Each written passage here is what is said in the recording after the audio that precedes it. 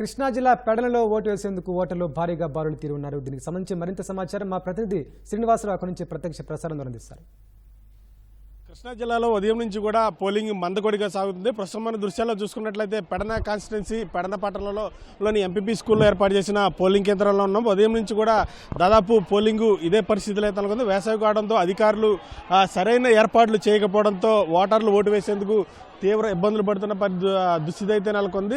దాదాపు ఉమ్మడి కృష్ణా జిల్లా వ్యాప్తంగా కూడా పోలింగ్ శాతం చాలా తక్కువలో ఉన్నట్టుంది. ప్రస్తుతం మన దృశ్యాల్లో చూసుకున్నట్లయితే పెడన నియోజకవర్గంలో ఎంపీపీ స్కూల్ ఏర్పాటు చేసిన పోలింగ్ కేంద్రంలో కొంత ఊపిరాడగా వృద్ధులు మహిళలు కూడా తీవ్ర ఇబ్బందులు పడుతున్న దుస్థితి అయితే మనం విజువల్స్లో చూసుకున్నట్లయితే అందరూ కూడా ఒక్కసారిగా గుమ్ముగూడి పోలింగ్ వేసేందుకు ఆ పోలింగ్ కేంద్రానికి రావడంతో అధికారులు కూడా వారిని కట్టడి చేసేందుకు కొంత తీవ్ర ఇబ్బందులు పడుతున్నారు. మరోపక్క వృద్ధులు వికలాంగులు చిన్నపిల్లలు వేసుకొని మహిళలు కూడా ఈ పోలింగ్ కేంద్రానికి రావడంతో కొంత అసౌకర్యానికి గురవుతున్నారు. ప్రస్తుతం ఈ జనాల తీవ్రత ఎక్కువగా ఉన్న నేపథ్యంలో పోలింగ్ని అధికారులు నిర్వహించలేక తలుపులు వేసేసిన దుస్థితి అయితే నెలకొంది. ఉదయం నుంచి దాదాపు ఇదే పరిస్థితి నెలకొంది. పెడన నియోజకవర్గంలో పెడన పట్టణంలో ముఖ్యంగా పెడన పట్టణంలో ఉన్న ఎంపీపీ స్కూల్లో 2 పోలింగ్ కేంద్రాలు, అలాగే మరి కాస్త దూరంలో ఉన్న ఉర్దూ స్కూల్లో మరొక 2 పోలింగ్ కేంద్రాలను ఏర్పాటు చేశారు. అయితే పెడన పట్టణంలో ఉన్న ప్రజలకు ఈ 2 పోలింగ్ కేంద్రాలు కూడా ఏమాత్రం సరిపోని పరిస్థితి అయితే నెలకొంది. దాదాపు ఈ పోలింగ్ కేంద్రాలకు సంబంధించి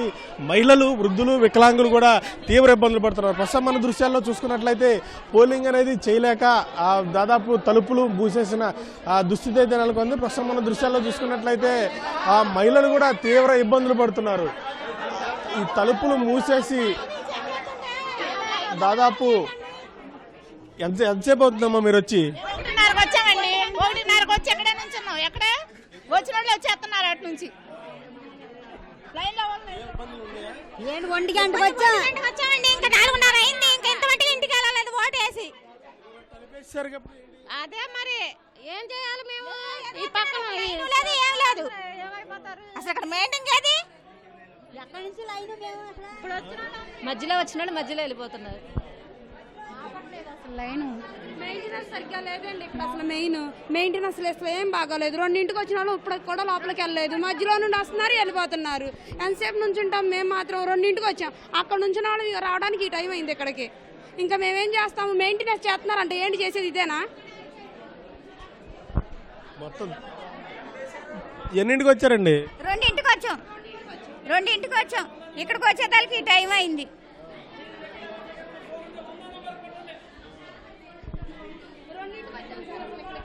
2ంటి కాడి నుంచి అసలు ఇక్కడే నుంచుని ఉండం. మొత్తంగా దృశ్యాల్లో చూసుకున్నట్లయితే మహిళలు కూడా తీవ్ర ఇబ్బందులు పడుతున్న దుస్థితి అయితే నెలకొంది. పోలింగ్ కేంద్రానికి ఉదయం నుంచి కూడా పడిగాపులు కాస్తున్నాం. మరొక వైపు మధ్యాహ్నం నుంచి వచ్చినా సరే పోలింగ్ వేసే అవకాశం లేదంటూ కూడా ఓటర్లు వాపోతున్న దుస్థితి అయితే నెలకొంది. ఎండవేడిని తట్టుకోలేక మరొక వైపు గాలాడక ఓటర్లు ఉక్కిరిబిక్కిరి అవుతున్నారు. ప్రధానంగా మహిళలు తీవ్ర అసౌకర్యానికి గురవుతున్న దుస్థితి అయితే నెలకొంది. మరొక వైపు పోలింగ్ నిర్వహించలేని దుస్థితిలో తలుపులు వేసేసిన పరిస్థితి అయితే మనం దృశ్యాల్లో చూసుకోవచ్చు. మరొక వైపు చాలా మంది, ఇప్పుడు మనం క్రౌడ్ చూసుకున్నట్లయితే చాలా మంది కూడా తమ ఓటు హక్కును వినియోగించుకునేందుకు ఎదురు చూస్తున్న పరిస్థితి కనిపిస్తుంది. ఎప్పుడు వచ్చారమ్మా? మేము మధ్యాహ్నమే వచ్చాము. మధ్యాహ్నం వేయలేదు. జనం చాలా మంది ఉన్నారు, తోసుకుంటూ వెళ్ళిపోతున్నారని వెళ్ళడానికి లేదని చెప్పి తలిపేస్తారు. మొత్తంగా తీవ్ర ఇక్కట్లు, ఓటు హక్కు వినియోగించుకోవాలంటే తీవ్ర ఇక్కట్లు పడాల్సిన దుస్థితి అయితే నెలకొందంటూ కూడా ఓటర్లు వాపోతున్నారు. అయితే అధికారులు మాత్రం ఓటు హక్కును వినియోగించుకునేందుకు ఎటువంటి ఇబ్బంది లేకుండా సకల చర్యలు తీసుకున్నామంటూ కూడా అధికారులు చెప్తున్నారు. అయితే వాస్తవంగా మాత్రం తీవ్ర ఇబ్బందులు పడుతున్నారు. ఎన్నింటికి వచ్చారండి? పావు గంట అయితే. ఎక్కడ ఇంకా వేయలేదు. వేస్తే ఇక్కడ ఎందుకుంటాం అసలు? అది మరి పట్టుకుని ఎక్కాలి. మరి ఎక్కడానికే జనం ఉన్నారు ఇక్కడ. మరి ఏం చేస్తాం? అట్లా కూర్చున్నాం. మరి ఏవి లేవు మాకు, వీల్ చైర్లు లేవు, ఏమీ లేవు. ఆటో ఎక్కి అట్టాగే వచ్చాం.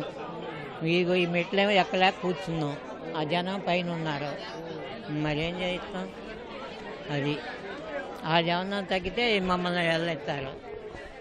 మొత్తంగా వృద్ధులు వికలాంగులకు ప్రత్యేక చర్యలు చేపట్టాల్సిన అధికారులు ఆ దిశగా చర్యలు చేపట్టకపోవడంతో వృద్ధులు వికలాంగులు కూడా తీవ్ర ఇక్కట్లు పడుతున్న పరిస్థితి నెలకొంది. మరొక వైపు ఏదైతే ఈ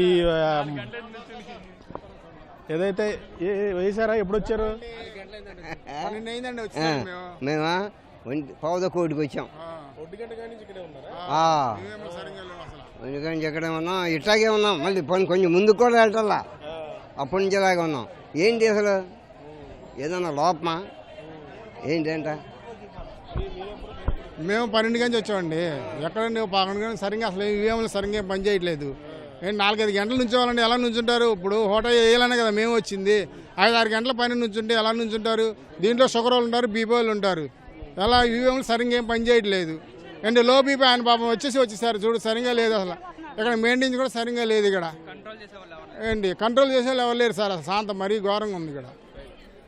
మొత్తంగా ఈ ఓవరాల్గా చూసుకున్నట్లయితే పెడన కాన్స్టిట్యున్సీలోకి సంబంధించి ఏదైతే ఈ పోలింగ్ బూత్లో సౌకర్యాల లేక ఓటర్లు ఓటును వినియోగించుకేందుకు తీవ్ర ఇబ్బందులు పడాల్సిన దుస్థితి అయితే నెలకొంది. మరొకవైపు వృద్ధులకు కానీ వికలాంగులకు కానీ ఏదైతే కొంత ఈ వీల్ చైర్ లాంటి ఏర్పాటు చేయాల్సి ఉన్న అధికారులు ఆ దిశగా చర్యలు చేపట్టకపోవడంతో వృద్ధులు వికలాంగులు కూడా ఓటు హక్కు వినియోగించుకునేందుకు తీవ్ర ఎక్కట్లు పడాల్సిన దుస్థితి అయితే నెలకొంది. ఇదే కొన్న పరిస్థితి ఓటర్ స్టూడియో.